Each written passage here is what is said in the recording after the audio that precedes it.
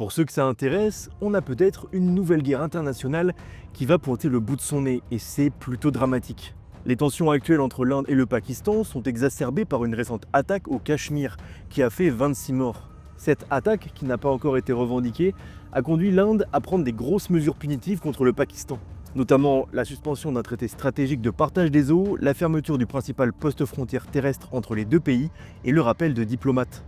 L'Inde accuse le Pakistan de terrorisme frontalier, ce que ce dernier dément formellement. Le Pakistan a convoqué son comité de la sécurité nationale pour répondre aux actions de l'Inde et a exprimé son inquiétude face à ce qu'il considère comme une réaction injuste et rapide de la part de New Delhi. La dispute pour la souveraineté et le contrôle du Cachemire est présente depuis 1947. Mais alors, quelle est l'origine de toutes ces tensions ? On est en 1947 et le sous-continent indien se divise en deux États, l'Inde et le Pakistan. L'Inde est majoritairement hindoue, tandis que le Pakistan est majoritairement musulman. Cette partition a été marquée par des violences intercommunautaires et des déplacements massifs de population. Le principal point de discorde entre les deux pays est la région du Cachemire, un territoire à majorité musulmane mais dirigé par un maharaja hindou au moment de la partition.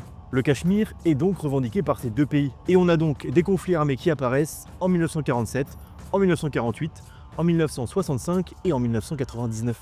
Les relations entre l'Inde et le Pakistan sont également marquées par des différends idéologiques et politiques, notamment en ce qui concerne l'influence régionale et la sécurité.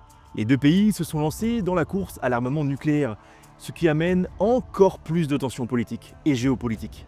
Des tentatives de dialogue et de résolution des conflits ont eu lieu, mais elles ont souvent été entravées par des événements tels que des attaques terroristes ou des changements de gouvernement. La situation est donc extrêmement tendue, et une escalade de la violence risque d'apparaître dans les semaines ou dans les mois qui arrivent.